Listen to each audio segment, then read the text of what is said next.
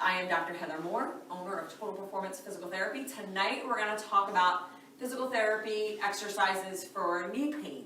So one of the things you have to understand is that knee pain generally has nothing to do with the actual knee. I know that sounds weird, but because everything at the hip and everything up down at the ankle comes and attaches at the knee, usually there's issues at the hip and at the ankle that need to be addressed more than actually exercises at the knee. And if all you're doing is exercises at the knee, then you wind up not seeing any results or still in pain because you're not actually addressing the problem.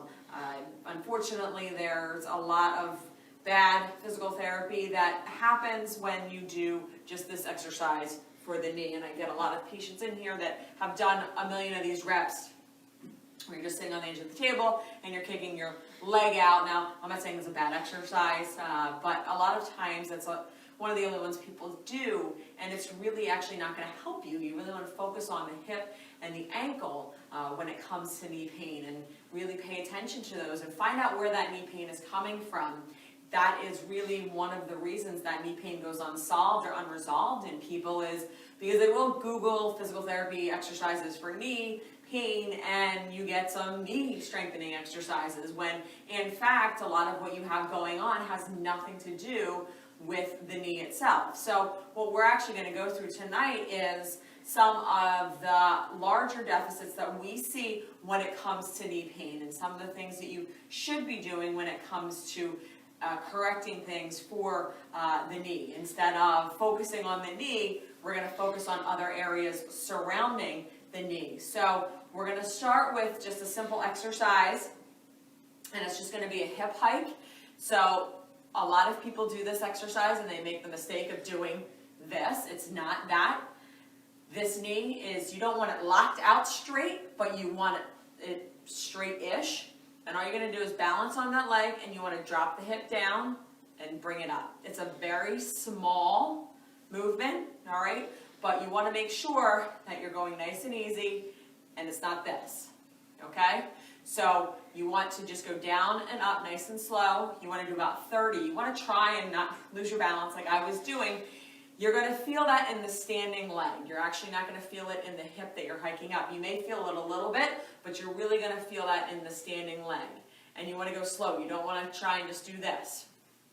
If you get really good, you can stand on actually a step and then drop down and bring it back up. Again, this is going to address weakness at the glute medius, weakness in the hip, that causes knee pain a lot of times.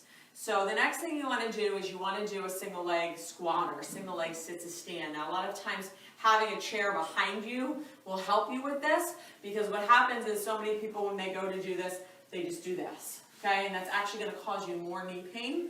I recommend doing single leg because most of us inherently put pressure or use one leg more than the other. So if you're doing a double leg sit to stand, you're going to use whichever leg is stronger, whichever leg hurts less, to get up, and then you're not actually strengthening that leg. So what you want to do is you want to either have a chair behind you or you want to picture a chair behind you, but you want to sit back in that chair. So the first movement is you bend at the hips and your butt goes back. So you should be able to see all of your toes as you're doing this.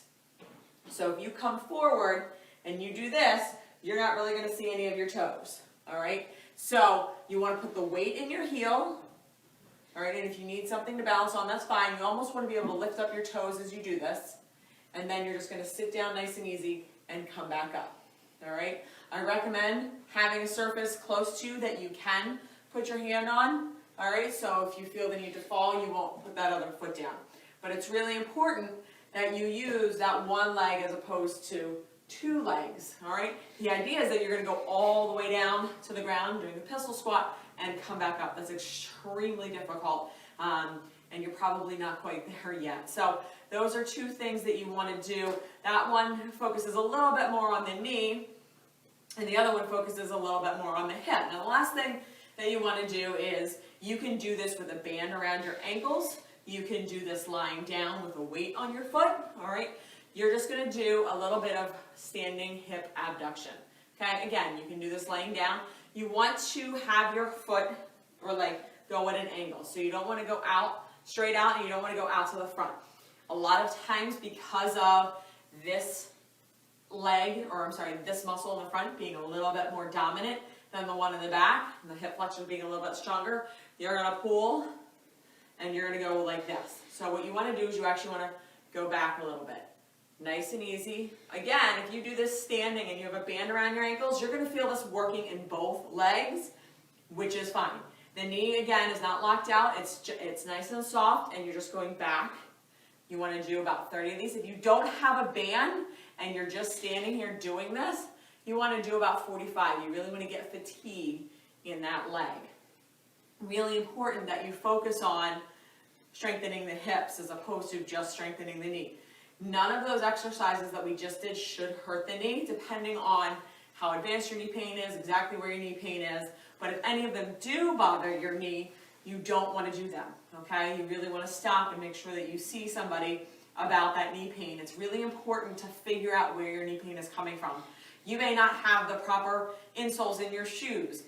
You may not have the proper shoes. It may be coming from your foot. So when we look at the knee, we really need to look above and below to see where that pain is coming from. If all anybody does is look at your knee, unfortunately they're going to miss a lot of stuff. So those were 3 quick exercises that you can do to help with your knee pain. Usually I recommend ice if you are suffering from some knee inflammation, some knee pain, 15 minutes every day at the end of the day. That'll help alleviate some of that. But it's really important you find out where the weakness is, where the areas you need to address are, so that way you're able to resolve the actual issue and not just put a Band-Aid on the knee pain. If you are suffering from knee pain, we offer a free consultation with a doctor of physical therapy. All you have to do is call our office at 215-997-9898 and we will get you in. Thank you and have a good night.